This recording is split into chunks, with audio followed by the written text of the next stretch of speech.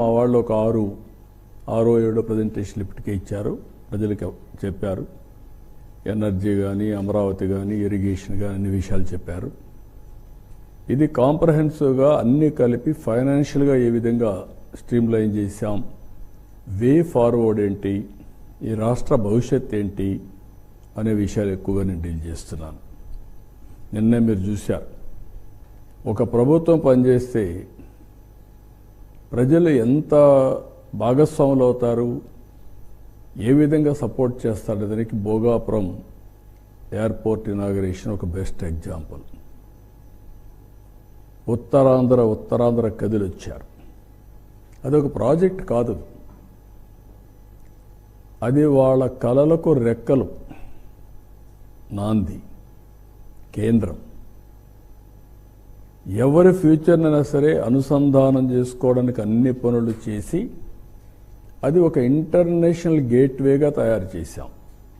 Irrigation, employment, AI, steel ఒకటి కాదు, అన్నీ కూడా కల్మినేషన్. అది ఆ యాంగిల్లో ప్రతి ఒక్కటి మీరు చూడాల్సిన అవసరం ఉంది.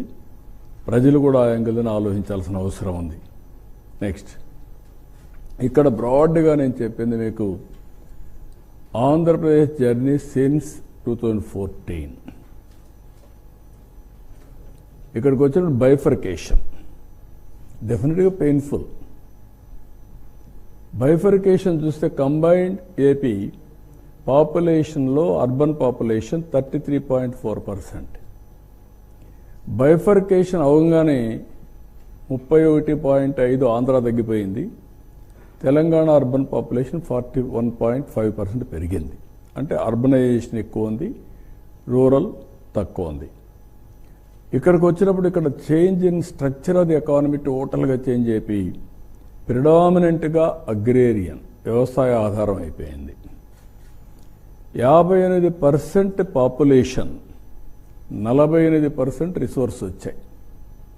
This is the biggest challenge. Population 58%, revenue 46%. Loss of capital అగమ్యగోచరం, ఎక్కడ కూర్చోవాలో తెలియదు. బస్సులో నుంచి పరిపాలించాం. పడుకోవడానికి రూమ్ లేదు, ఉద్యోగస్తులు రావడానికి ఇది లేదు. అప్పుడు అక్కడి నుంచి తెప్పించినప్పుడు ఇక్కడ చూస్తే శనివారం ఆదివారం 1 డే ఎక్కువ హాలిడే ఇచ్చారు, 5 days ఈ వీక్ తీసుకొచ్చారు. స్పెషల్ ట్రైన్స్ వేయించాం. మళ్ళా అక్కడ ఫ్యామిలీస్ ఉంటారు కాబట్టి పోవాలి కాబట్టి ఉన్న పళంగా హ్యూమన్ యాంగిల్ అలాంటిదంతా ప్రయాణం స్టార్ట్ చేశాం. Disproportionate allocation of assets. నేను ఇప్పుడు కూడా గొడవలు పెట్టుకుంటే వచ్చేది ఏముండదు, కష్టపడితే దానికంటే 10 రెట్లు ఎక్కువ సంపాదించుకుంటాం. 2 రాష్ట్రాలు కూడా ఆ రోజు నేనే అభివృద్ధి చేశాను. సమైక్య ఆంధ్రప్రదేశ్లో తెలుగు జాతి కోసం చేశాం. తెలంగాణకి వెళ్ళింది. నేను ఎప్పుడో ఒకటి చెప్తాను, నాకు రిగ్రెట్స్ లేదు. అక్కడ తెలుగువారు అనుభవిస్తున్నారు ఆ ఆస్తులన్నీ. కానీ ఇక్కడికి వచ్చినప్పుడు ఆ లాస్ జరిగింది. ఇక్కడికి వచ్చినప్పుడు గుర్తుపెట్టుకోవాల్సింది డెస్ట్రక్షన్. ఇది పెయిన్ఫుల్ అయితే ఇది విధ్వంసం. పెయిన్ఫుల్ భరించగలుగుతాం, విధ్వంసాన్ని సైకలాజికల్ ట్రామా కూడా అంత భయంకరంగా జరిగే పరిస్థితి వచ్చింది. డిక్లైన్ ఆఫ్ స్టేట్ ఎకానమీ, దీనివల్ల ఎరోజన్ ఆఫ్ ఇన్స్టిట్యూషన్స్, ఎక్కడ చూసినా miss governance, decline of మొరేల్. Officers కానీ, పాలిటీషియన్స్ కానీ, పబ్లిక్ కానీ భయపడిపోయి మొరేల్ లేకుండా ఏ పని చేయాలన్నా మేము చేయలేము అనే పరిస్థితికి వచ్చేసారు. Vandalism, deterioration of law and order. Road మీదకు రావాలంటే భయం, వస్తే తిరిగిపోయే పరిస్థితి లేదు. ఎన్ని జరగాలో అన్ని జరిగాయి. పేపర్ల మీద, మీడియా మీద, అందరి మీద దాడులు. బ్రాండ్ ఆంధ్రప్రదేశ్ డ్యామేజ్ అయింది. ఒక వ్యక్తి డ్యామేజ్ అయితే పర్వాలేదు, కానీ బ్రాండ్ ఏపీ ఎవరైనా ఎక్కడన్నా పోతే మీది ఏ రాష్ట్రం అంటే ఆంధ్రప్రదేశ్ అంటే చిన్న చూపు చూసేవాళ్ళు. That is dangerous humiliation. మీ రాజధాని ఏదంటే 3 రాజధానులు అంటే నవ్వేవాళ్ళు. That is the brand we enjoyed. Andhra Pradesh ఇంకా మేము రామని ఇండస్ట్రీస్ పారిపోయిన రోజులవి. ఇక్కడికి వచ్చినప్పుడు historical mandate, to NDA, revival, rebuilding start చేశాం. ఈరోజు నేను ఎన్నోసార్లు చెప్పాను, నేను, జనసేన, పవన్ కళ్యాణ్ గారు, నరేంద్ర మోడీ గారు ఆ రోజు ఏదైతే మేము ఎలక్షన్ ముందు చెప్పామో దాని ప్రకారం ఈ 2 సంవత్సరాల్లో అనునిత్యం పనిచేసి ఏం చేయాలో చేశాం, కొంతవరకు సెట్ చేయగలిగాం. Reviving brand Andhra. Once brand Andhra revive అయితే మిగిలినటన్నీ కూడా ఆటోమేటిక్గా ఫ్లో వస్తుంది. Number 2, fulfilling welfare commitments. ఆ రోజు చెప్పాం, ఆదాయం లేదని తెలుసు, నాకు డెప్త్కి లేదు. ఎంత లోపలికి పోతే అంత అఘాతం ఉంది, చాలా సమస్యలు ఉన్నాయి, ఊపిరి పీల్చుకోలేనటువంటి ఆర్థిక వ్యవస్థ. అయినా కూడా ఫుల్ఫిల్ చేయాలి, ఫుల్ఫిల్ చేస్తున్నాం. ఒక మాటలో చెప్పాలంటే ఎవ్వరూ ఊహించని విధంగా మేము చెప్పినట్టన్నీ చేసుకుంటూ డేట్స్ పెట్టి ఆ డేట్ ప్రకారం అమలు చేస్తూ వస్తున్నాం. Then trust capital projects. నేను ఎప్పుడు చెప్పాను, ఎప్పుడు కూడా ఆదాయం రావాలంటే అభివృద్ధి జరగాలి, అభివృద్ధి జరగాలంటే పెట్టుబడులు పెట్టాలి, క్యాపిటల్ మీద పెట్టుబడులు పెట్టాలి. ఈ 3 డిస్ట్రాయ్ అయినాయి. ఇప్పుడు రివైవ్ చేశాం, ఎక్కువ క్యాపిటల్ ప్రాజెక్ట్స్ తీసుకొచ్చాం. ఇంకొక పక్కన progressive policies and technologies for future and sustainability. Sustainability లేకుండా ఏ పని చేసినా కాదు, దానికి కూడా తీసుకొచ్చాం. నెక్స్ట్, ఇక్కడ మీరు చూస్తే బైఫర్కేషన్ పెయిన్ఫుల్ అని ఎందుకన్నానంటే agriculture 51% combined Andhra, 25% industry, 24% service sector. No, agriculture 24, 25 industry, 51 agriculture.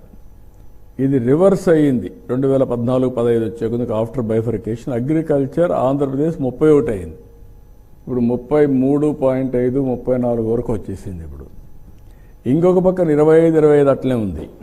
ఇక్కడ 51 నుంచి 7% తగ్గింది, 44 అయింది. దీనివల్ల ఆదాయం కూడా సర్వీస్ సెక్టర్లో ఎప్పుడూ అరౌండ్ 9 to 9.5% వస్తూ ఉంది. అదే అగ్రికల్చర్ సెక్టర్ అయితే 6% ఈ కాంబినేషన్లో వచ్చే పరిస్థితికి వచ్చింది. రెవెన్యూ రియలైజేషన్ ఇక్కడ మీరు చూస్తే combined Andhra Pradesh per capital income 95,231. ఎప్పుడు కూడా పర్ క్యాపిటల్ ఇన్కమ్ అనేది ప్రజల జీవన ప్రమాణాలని నిర్దేశిస్తుంది. అదే తెలంగాణ బైఫర్కేషన్ అయినాక మీరు చూస్తే 1,24,104 రూపాయలకి వెళ్ళింది. ఆంధ్ర 95 నుంచి 93,903 రూపాయలు అయిపోయింది. వన్స్ బైఫర్కేషన్ అవ్వంగానే 30,201 రూపాయల డిఫరెన్స్ వచ్చింది.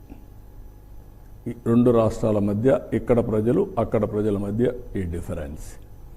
నేను ముందే చెప్పాను, 58% పాపులేషన్, 46% రిసోర్సెస్, ఇంకొక పక్క లాస్ ఆఫ్ క్యాపిటల్, ఇంకొక పక్కన దానివల్ల రెవెన్యూ దెబ్బతినింది. ఇంచ్ బై ఇంచ్ కష్టపడ్డాం. ఇక్కడ చూస్తే 45%, 15, 16 తగ్గింది కొంచెం 1%, 55, దెన్ 46, 54, 46, 55, 46, 54 ఇట్లా చేసుకుంటూ వచ్చి 13.5% గ్రోత్ వచ్చాం ఈ పీరియడ్లో. CAGR 13.5% historical growth. అది తెలంగాణ కూడా గ్రో అయింది, అది కూడా చూపిస్తాను మీకు.